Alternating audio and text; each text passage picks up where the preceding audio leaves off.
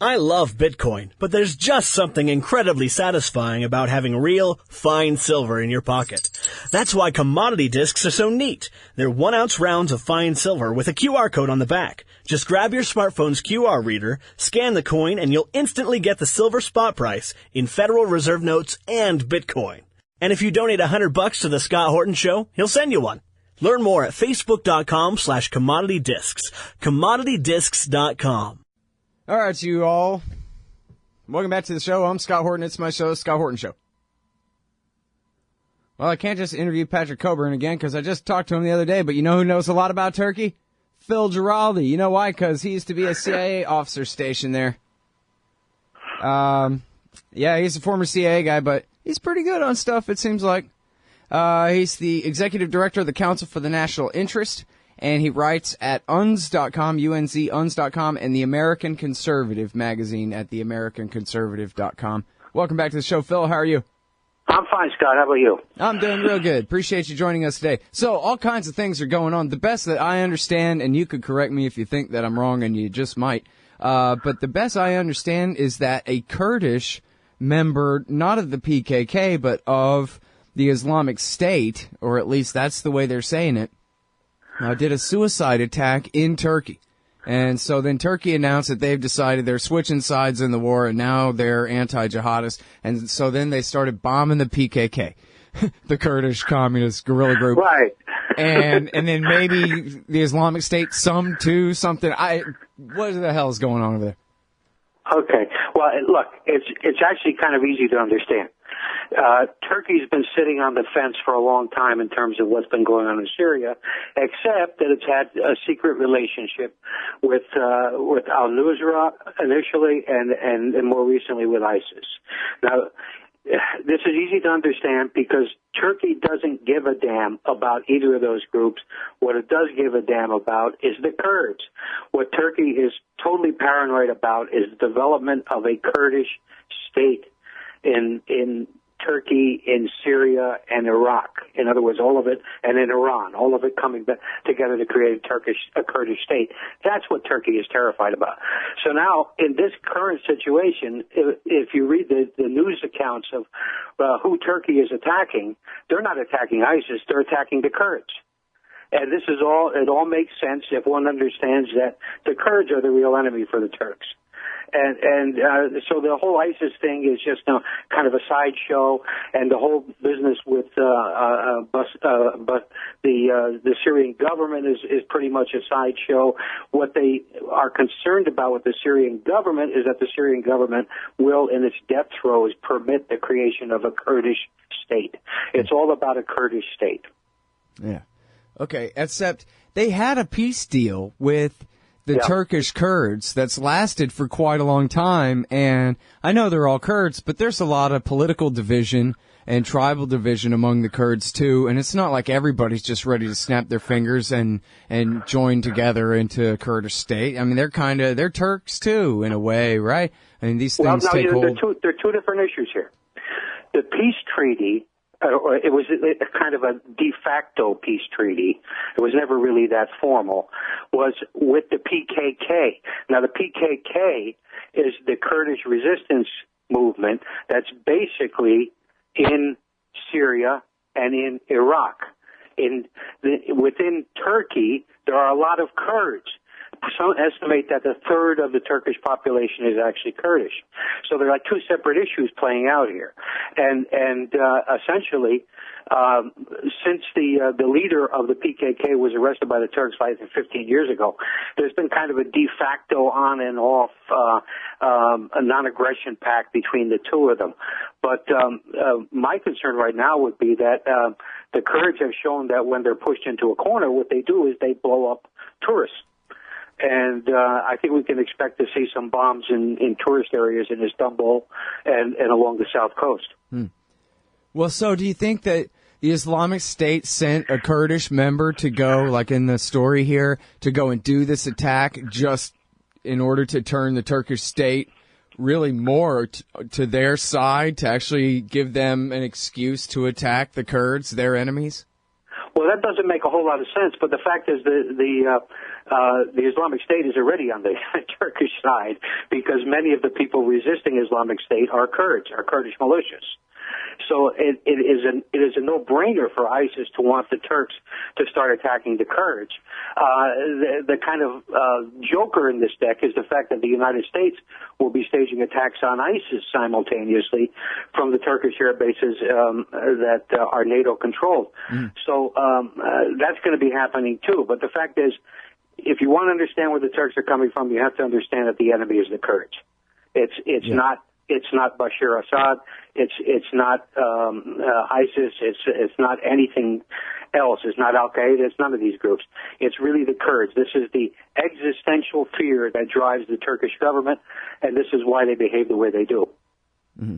Yeah, no, but that's what I meant was the Islamic State sending a Kurdish guy to do the attack in order to give Erdogan an excuse to crack down on the Kurds, which he hadn't really been doing. He'd been supporting the Islamic State, I guess, somewhat, but I don't know to what degree. Yeah, that's right. There were two incidents. There was a shooting incident in which a Turkish soldier was killed, and then there was the bombing incident, which I think killed two more soldiers or paramilitary policemen. And so there have been a couple of incidents, but you're quite right. It seems to me it is a provocation to turn the Turks loose on the Kurds, because the Kurds are the people that are most successfully resisting ISIS. Mm-hmm. Well, yeah. So Turkey is a NATO ally, and the U.S. doesn't let them get that far out of line here. This is American policy. Still is. They don't give a damn about ISIS or the Islamic State either in Syria, or at least they still, I guess, have the Kagan plan. They rather get rid of Assad before getting rid of Baghdadi. Right. So the thing to watch will be to see just how effective or serious the U.S. presence in Turkey turns out to be. Are they going to be pushing ahead? They're talking about a something like a no-fly zone, a safe haven. I mean, that I think is kind of an irrelevancy. It's not really the policy. It's just to be doing something that looks cosmetic and looks nice, but that doesn't really advance anything. Mm-hmm. All right, now, but so back to the Kurdish factions in Syria, Turkey, Iraq, etc. If the Assad government falls and to whatever Nusra or ISIS or whoever, and the Syrian Kurds have their own little semi-independent state, which they already kind of sort of have right now.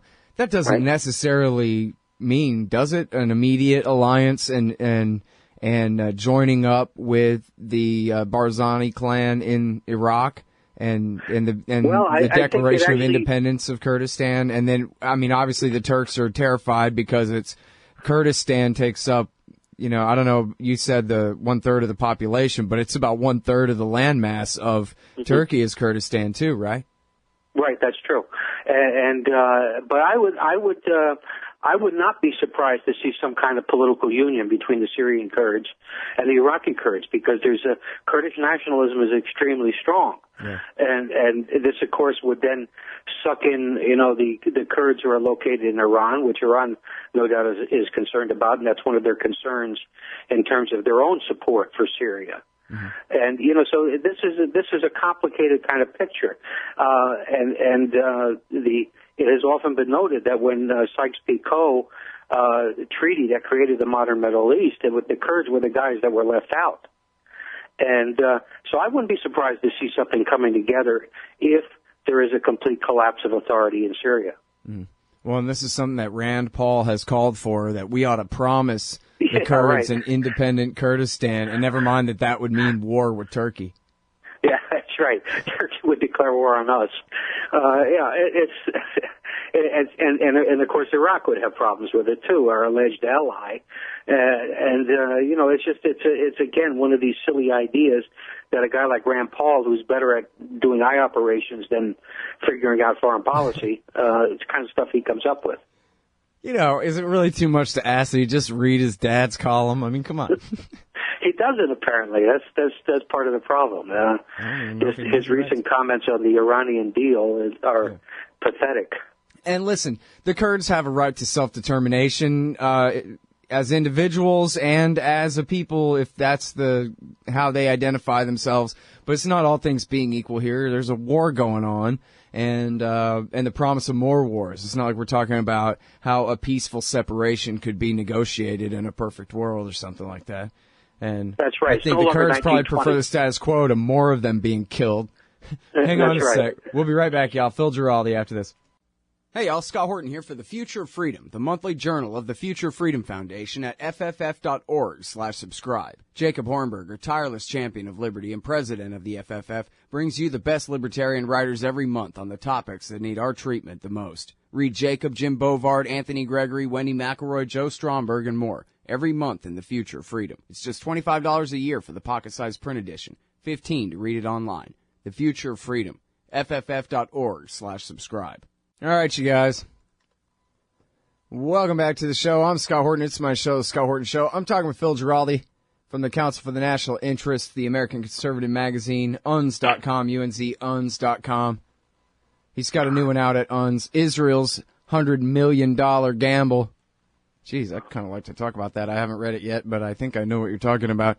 But, no, still with the Turkey thing here for a minute. So, Phil, assuming that there's a policy that somebody could state in a paragraph at all, would you agree that, I mean, am I right? It seems like the policy is we'll bomb the Islamic State, and we would prefer the Turks not really support them, and we want to attack them, but we like al-Nusra now, and as long as al-Qaeda is doing our bidding, fighting against Assad for us, then we'll go ahead and let that. I mean, we're working with the Saudis from Turkey to support the new army of conquest. They're not even shy about it, right?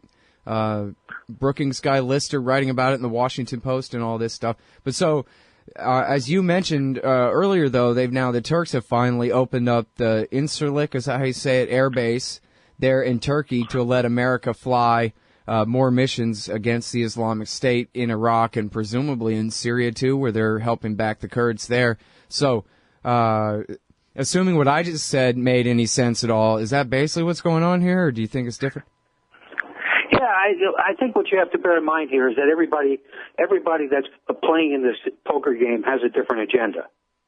And you just outlined that. I mean, basically, who the Saudis are supporting are not necessarily who we would be supporting. The Turks are supporting people that we would not be supporting. The whole issue of replacing Assad is an issue on which there's not a total consensus. And then of course the war itself is as we were talking before, is a conflict that is intertribal in some ways in terms of how it pits groups against each other. So it's a god awful mess, and the only thing that obviously ties it all together is the fact that none of this would have ever happened if we had not invaded Iraq in 2003. Yeah, got that right. All right, now, but so, come on, be honest with me about the authority of the CIA and the Americans in Turkey to say, hey, man, we don't want you to back this group of jihadis. We want you to back that group. They really say, screw you, Uncle Sam, we can do whatever we want? Come on. Well, what they're doing is basically they're running these operations in a covert fashion. I have an article that's going to be coming up on the American Conservative this week called Deep State America. And I outlined that, when basically the Turks, their version of deep state and our version of deep state, they kind of operate in the same way.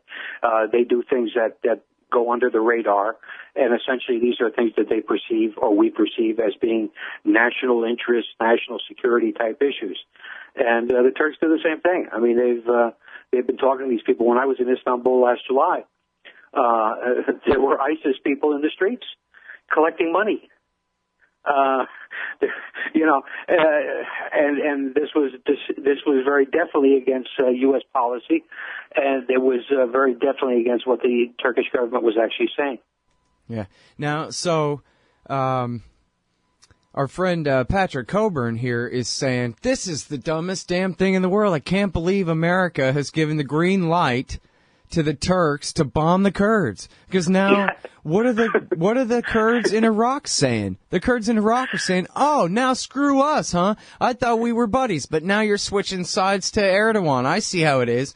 And yet, that was the whole point of this war, was to keep the Islamic State out of Iraqi Kurdistan. Yeah. Well, see, the point is we're back down to the low level on this, which is where everybody has an interest in doing something that doesn't necessarily mesh with anyone else's interest. And the Iraqi Kurds, as long as we're giving them weapons and we're giving them money, are going to be our friends. But as soon as we stop doing that, they're going to say, hey, you guys stabbed us in the back. And this is how these things always play out. And when the fighting is over, if it's ever over, the Kurds are going to be looking to their own interests, and the Turks are looking to their own interests right now. So it's why should we expect anything different? We are the only country that doesn't actually do anything that's in its own interest. Yeah, exactly. Well, you know, it's funny. There's this picture that goes around the internet sometimes. There's a couple different versions of it, I think, where it's like a letter to the editor of the newspaper saying, here, let me explain the Middle East real quick. And they explain which all countries hate which all other countries and back which all other minority factions in those countries and whichever, and how complicated it all is. But the thing is if you ever see it, it's completely out of date now. And because all those alliances are completely shifting and changing all the time. Like, I think it was originally written when the Muslim Brotherhood was in power in Egypt. But don't worry, the Saudis and the Americans took care of that. Yeah, that's right. I mean, basically, you know, we fixed that situation in such a way that it's had consequences for the entire region. So, you know, another great victory for American diplomacy. Yeah. Hey, by the way, you've been writing for years, especially every time the State Department report on terrorism comes out. You always give it a real critical read and report here. And, you know, oftentimes, as we've talked over the years, they're way overplaying the terrorist threat, so they have excuse to wage this stupid terror war. But then it seems like maybe now their interest more is in underplaying the amount that American policy really, especially, obviously, as you said, this all flows from '03 on, has helped to spread, and really from 11 on, has helped to spread jihad all throughout North Africa. We got guys calling themselves the Islamic State in Nigeria, in Libya, in the Sinai Peninsula now, fighting the Egyptians. Is that nonsense? These are just the same old militias that were always there and they got a new brand name? Or is this a real thing where the Islamic State, after all, their opponents are weak everywhere they go, so they're pretty weak too, but that doesn't seem to stop them. Well, I think you have to look at it the same way we were looking at Al-Qaeda near the end, that basically it's a franchise. And these guys are using the name because the name has a certain cachet to it, but at the same time, they're not taking direction from, they're not necessarily getting money from. So it's you know, the whole terrorism issue in every country, if you look at it carefully, is different. There are different social dynamics driving it. There are different resentments that are driving it. In most countries, it comes down to a type of civil war, if you really look at it. Mm-hmm. And they're all driven by local issues. But it's good PR for them and good PR for us to oversimplify it and just rally around the black banner and all that. Sure. Like the latest country report on terrorism by State Department emphasized that now, okay, hey, last year it was Al-Qaeda. This year it's ISIS. And boy, it's really bad. And of course, you know, they always come out with, boy, it's really bad, because it justifies the government. Right. Meanwhile, all the ISIS attacks here are all FBI plots. Not real ISIS attacks at all. Well, that's been true since 2001, really. I mean, you know, there have probably been I think I did a summary of the attacks the last time I did a report on the country report.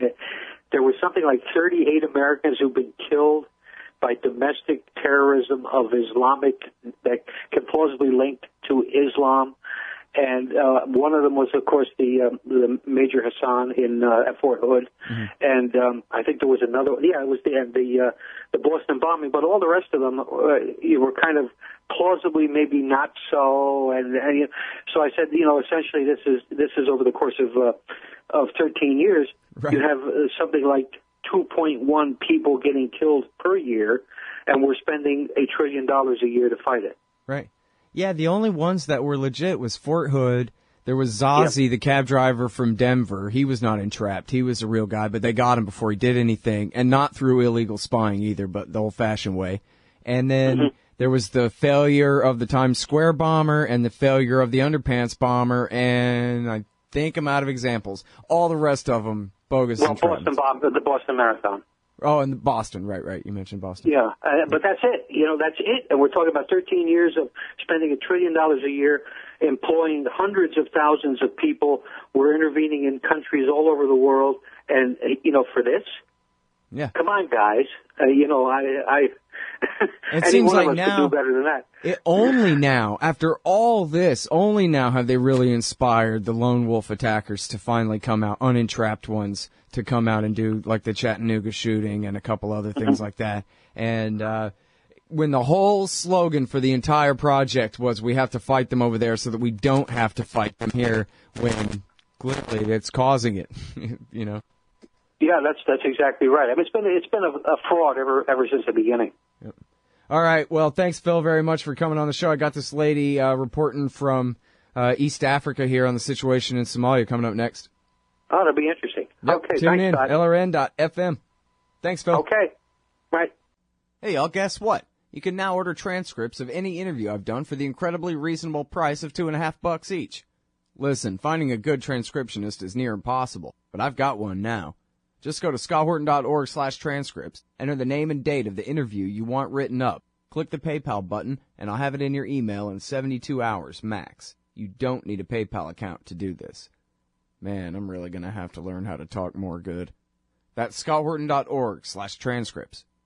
Hey y'all, Scott Horton here for Liberty.me, the social network and community-based publishing platform for the liberty-minded. Liberty.me combines the best of social media technology all in one place and features classes, discussions, guides, events, publishing, podcasts, and so much more. And Jeffrey Tucker and I are starting a new monthly show at Liberty.me, Eye on the Empire. It's just $4 a month if you use promo code SCOTT when you sign up. And hey, once you do, add me as a friend on there at scotthorton.liberty.me. Be free. Liberty.me. Hey, I'll check out the audiobook of Lou Rockwell's Fascism versus Capitalism, narrated by me, Scott Horton, at audible.com. It's a great collection of his essays and speeches on the important tradition of liberty. From medieval history to the Ron Paul Revolution, Rockwell blasts our status enemies, profiles our greatest libertarian heroes, and prescribes the path forward in the battle against Leviathan. Fascism versus Capitalism by Lou Rockwell for audiobook. Find it at Audible, Amazon, iTunes, or just click in the right margin of my website at scotthorton.org.